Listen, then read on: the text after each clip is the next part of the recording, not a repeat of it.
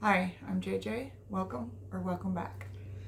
This is March on the Rails, so I was able to get a couple of books in. I did finally listen to the Boxcar Children. It's a children's series that was around forever, and just never got around to reading it when I was a kid. And that's by Gertrude Chandler Warner.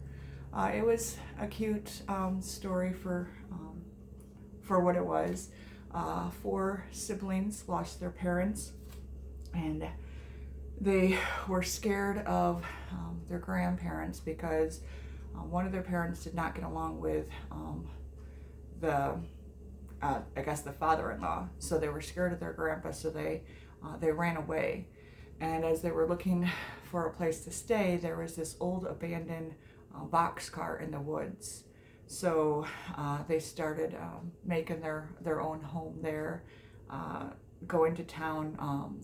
The older brother was getting odds and jobs, and then the sister would cook with the meals and the food that he could bring home, and they created their own little family unit there together. And a stray dog came, and they had their little guard dog, and then they kind of endeared themselves to the townspeople who knew they were there, kind of would go out and check on them and make sure they were okay, but let them have their independence. They realized that their grandpa was the rich man who was looking for his missing grandchildren, and they also knew that the kids didn't want to be found by him, that they were scared. So they kind of were their guardian angels and like watched out for them. And then during an event in town, the brother met the grandpa, not knowing, they didn't know each other at the time, and they really got along. So when the truth finally came out at the end, and that the grandpa was looking for them and he wasn't as scary and mean as they thought, they finally got to have a home.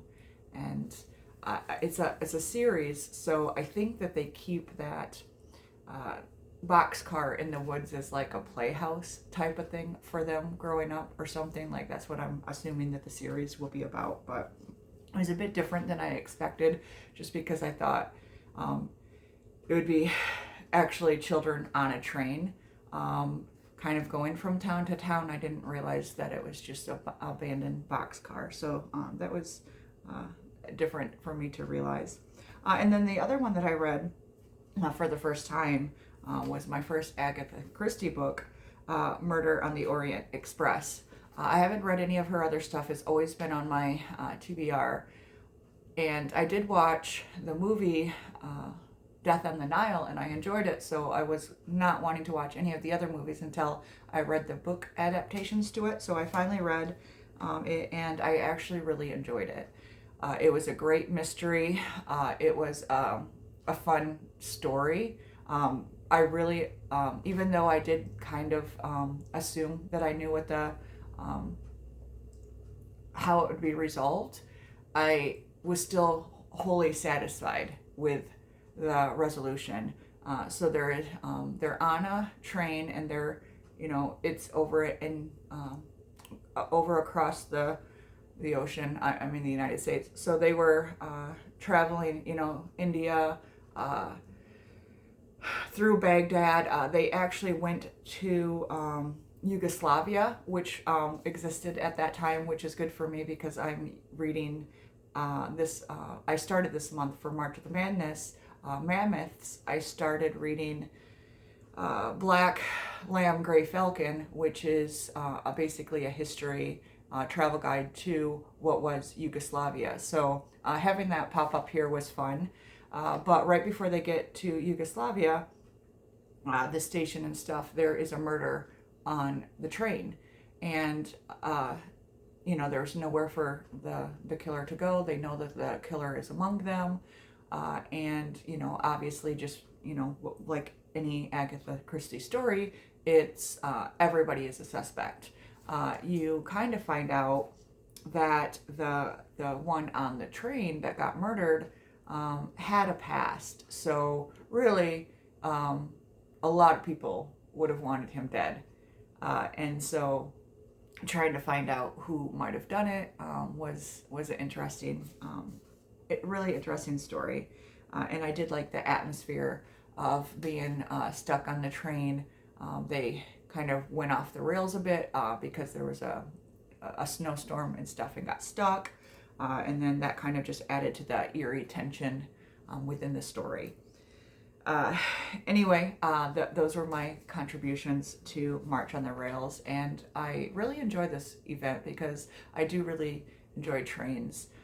It's one of my just favorite random things that I enjoy, along with I love bridges and lighthouses. So these were both fiction books, but if anyone has any suggestions for nonfiction, great books about trains, especially expansion and history of them, would be really well perceived by me. But also, if you have any great nonfiction books for lighthouses or bridges, I would love to know those as well.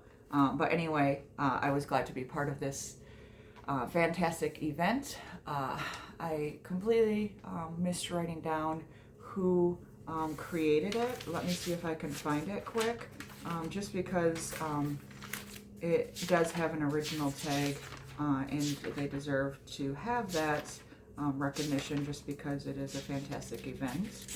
So I'm sorry I'm having to go through this. Might not have it, but if I don't find it, I'm going to write it below as a link below.